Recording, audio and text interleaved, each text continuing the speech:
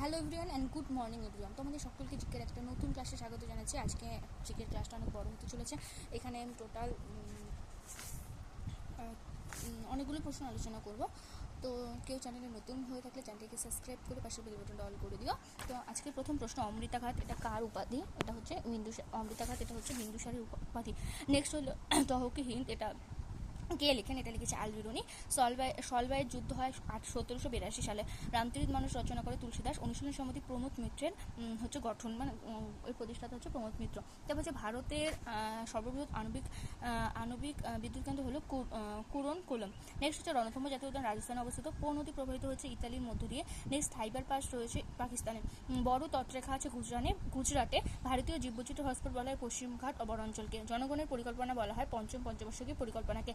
অষ্টম পঞ্চবার্ষিকী পরিকল্পনার মূল উদ্দেশ্য ছিল দরিদ্র বা বেকারত্ব দূরীকরণ। ভারত ও শ্রীলঙ্কার মধ্যে প্রণালী অবস্থিত। জোজি লা পাস দেখা যায় এটা জাস্কর পর্বতশ্রেণীতে। অশোকের শিলা রচিত হয়েছে মাগধী লিপিতে। মহাবীরের প্রথম শিষ্যর নাম হলো জামালি। নেক্সট, আমুক্ত মাল্যদার লেখককে?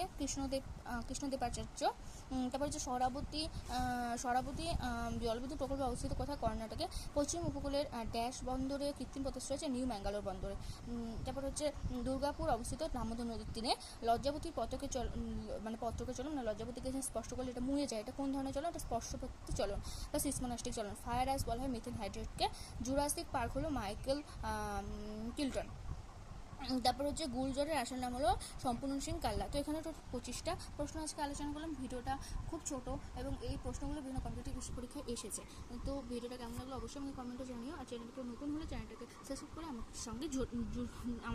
আমার চ্যানেলের সঙ্গে জড়িত হয়ে যাও। তো আজকের মতো টাটা, আবার কোনো একটা নেক্সট ভিডিওতে দেখা হচ্ছে।